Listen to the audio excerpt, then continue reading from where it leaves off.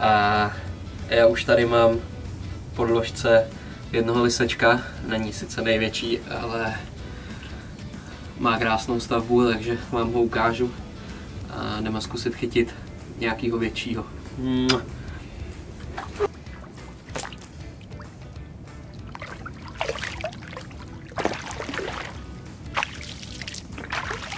Měl jsem teďka záběr, ale rybu jsem ztratil někde ve vážce, ani kotvička mě nepomohla. Takže to teďka jdeme převíst. Mám tam 3 tygřáče na tomhle prutu. Připravenou takhle krásnou směs tygřáč s jahodou. Tak jim to tam jdeme poslat. A jdeme chytat dál.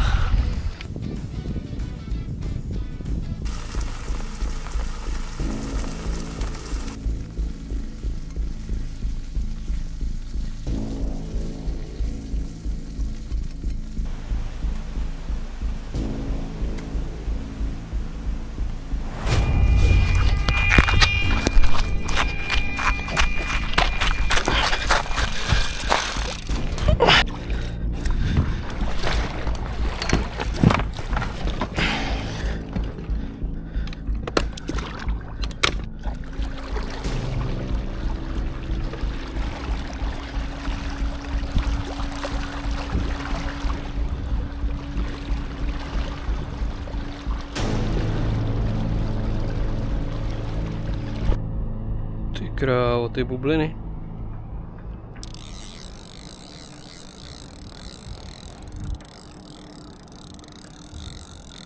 Tohle je těžká ryba. Ta ryba vůbec nechce jít od dna nahoru, jak kdyby to tam bylo o nějakou vásku zašprcnutý a ona si tam jezdila jenom tak. Prostě nešlo to zvyhnout. Ty ryby tady jsou strašně silný. A teď se to za něco uvolnilo. Něco jsem táhnul.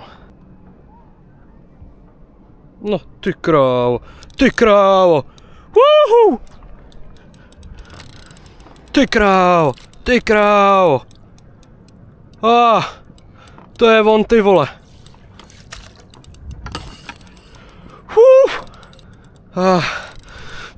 Čo? To je on. No ty já se teď úplně klepu, vole, nechci o něj přijít. Strašně o něj nechci přijít. Tohle je ryba, ty vole, kterou jsem si tak strašně přál. Tak strašně přál.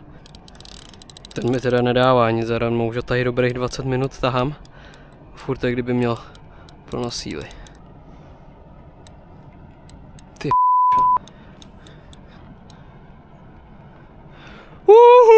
Haha. Oh shit.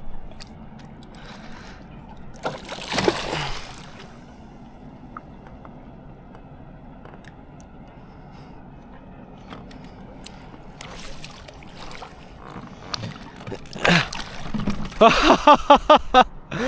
Whoa.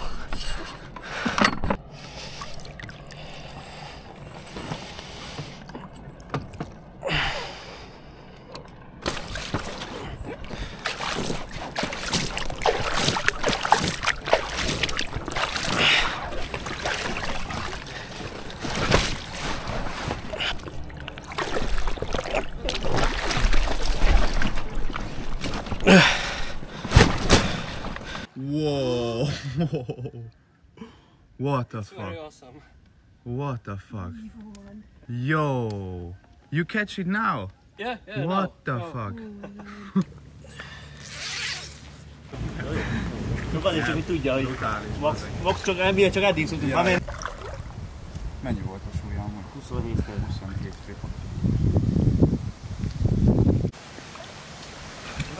Maďarský sen.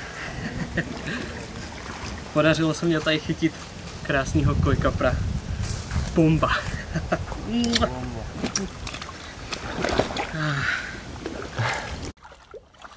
I make a photo. Wow. Okay, rest.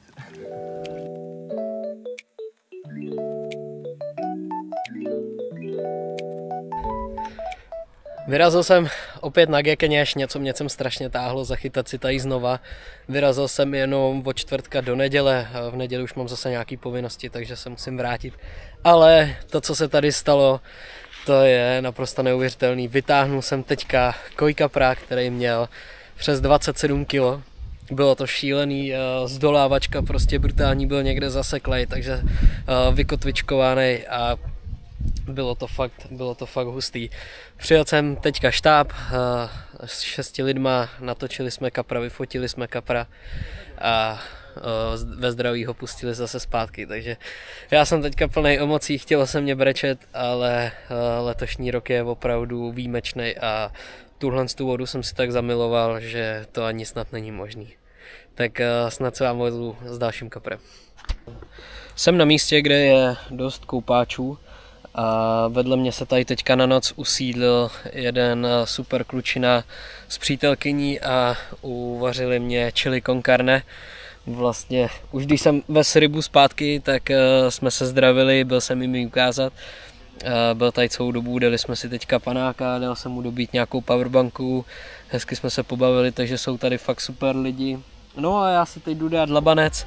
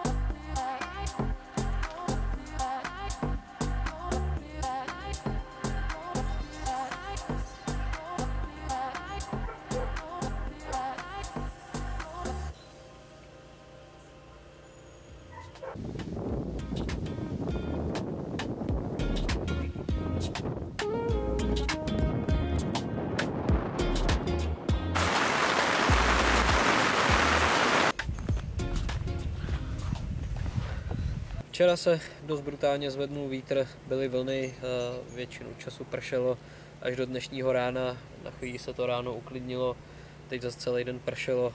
Mám zase teďka pár minut, než začne sliják, který bude až do zítřejšího rána, kdy já pak odjíždím.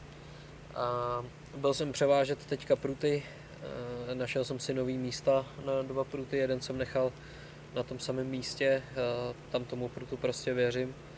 No a uvidíme, co bude dál. Nějaký kapříky jsme pochytali, jednoho fakt pěkného kapra se mi podařilo tady udělat, takže já jsem strašně šťastný a doufám, že ještě nějakou pěknou rybu vytáhnu.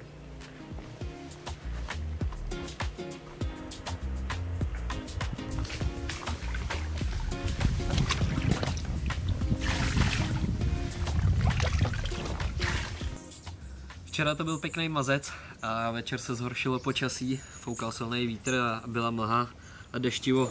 A mně se teď nad ránem podařil takovýhle krásný šupík. Má okolo 11 kg, 12. Je to tady parádní. Jdeme ho pustit.